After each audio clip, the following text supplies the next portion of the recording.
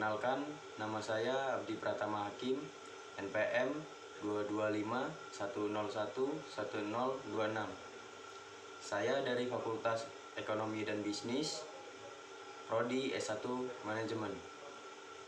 Di sini saya akan membuat video resume tentang PKKMB tahun 2022 dari hari pertama hingga hari terakhir. PKKMB Universitas Lampung tahun 2022. Pada tahun 2001, Universitas Lampung masuk top 10 universitas terbaik di luar Jawa dan peringkat ke-9 terbaik versi Kemendikbud, terus menjadi universitas terakreditasi A.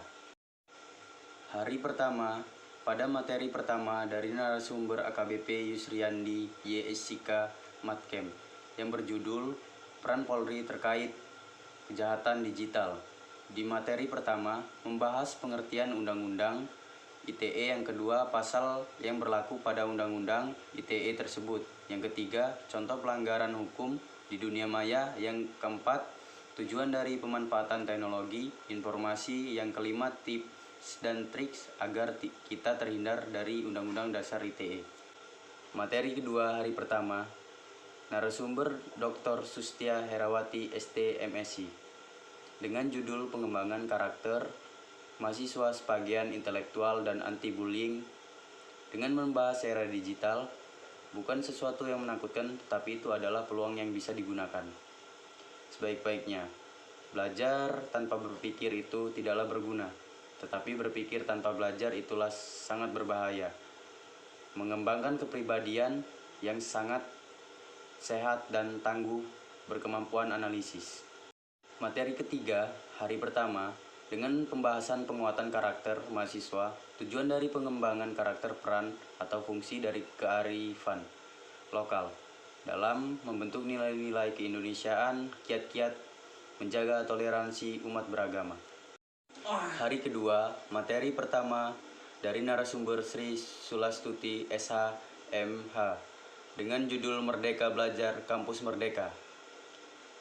Diisi 2045 adalah berdaulat, maju, adil dan makmur. Dengan membahas bernalar kritis, kemandirian, kreatif, gotong royong, kebinekaan, global, berakhlak mulia, kemampuan kognitif, independen, mencari inovasi, cinta seni, budaya, soft skill, skill utama, tim moralitas, spiritual dan etika. Materi kedua pada hari kedua bernarasumber Profesor Dr. Asep Sukohar, SKS SP, KKJP dengan judul Kesadaran Lingkungan Hidup, Manajemen Resiko dan Kampus Sehat dengan penjelasan lingkungan hidup berupa alam menjadi sumber penentuan kebutuhan hidup manusia, yaitu penyediaan air, udara, makanan, dan obat-obatan, permasalahan lingkungan hidup di Indonesia dan di dunia. Materi ketiga hari kedua yang berjudul Etika dan Norma Kehidupan Kampus dengan pembahasan apa itu mahasiswa 4 tipe karakter. Mahasiswa yang di perkuliahan, 10 karakteristik yang harus dimiliki mahasiswa ideal, bentuk-bentuk kekerasan seksual dan upaya pencegahan kekerasan seksual oleh perguruan tinggi. Materi keempat hari kedua dengan judul Perguruan Tinggi di Siswa Revolusi Industri 4.0, Kehidupan Kampus pada Masa Pandemi dengan pembahasan LCT Staging Universitas Lampung, Tantangan Dunia Pendidikan Secara Pandemi COVID-19, terutama di perguruan tinggi, manfaat dari SSO Unila bagi mahasiswa dan cara mendapatkannya. Hari ketiga materi pertama, judulnya Peraturan Akademik dan Plagiarisme. Narasumber Dr. Erina Hendrawati SE MSI.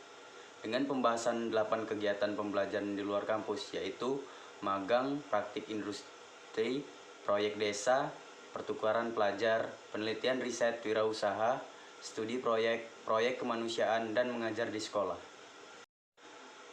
Plagiarisme adalah sama seperti pencurian ketika melaksanakan tugas-tugas dan kita menulis kalimat isi kita mengambil kata orang lain atau menjiplak. Itu sama saja pencurian hasil jika tidak sengaja.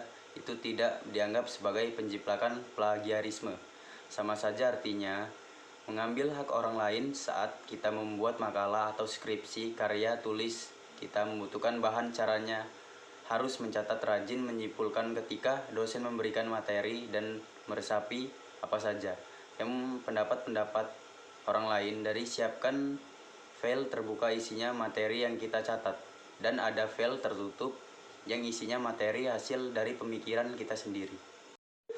Materi kedua yaitu kode etik dan fasilitas mahasiswa yang dinarasumberkan oleh Dr. Agrami Komalasari, SE, MSI, AKCA. Dengan pembahasan model pembelajaran yaitu ada small group discussion, cooperative learning, program based learning, project based learning, dan kontekstual instruksional. Kecurangan akademik yang mencontek, kolusi, perjokian, pemalsuan data, dan perubahan atau pengisian nilai secara hukum.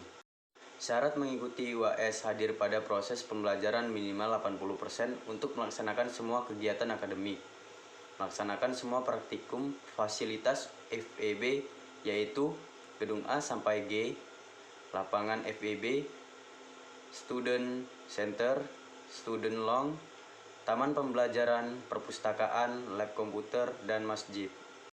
Materi ketiga hari ketiga yang berjudul Hak dan Kewajiban Mahasiswa dan Kegiatan Mahasiswa. Narasumber Muslimin SE MSC. Tata cara pergaulan berarti aktualisasi dan pergaulan di Universitas Lampung. Hak mahasiswa yaitu bebas untuk mencapai pikiran dengan kajian akademik. Kewajiban mahasiswa yaitu belajar mentaati peraturan, menjaga sarana, menjaga kebersihan dan keindahan. Larangan mahasiswa melakukan pemalsuan dokumen, melakukan perjudian dan minum-minuman keras, penyalahgunaan narkoba, menjual senjata tajam, dan memakai pakaian ketat atau transparan. Hari keempat menjelaskan materi tentang Bursa Efek Indonesia, pentingnya berinvestasi bagi mahasiswa, sangat penting untuk kedepannya.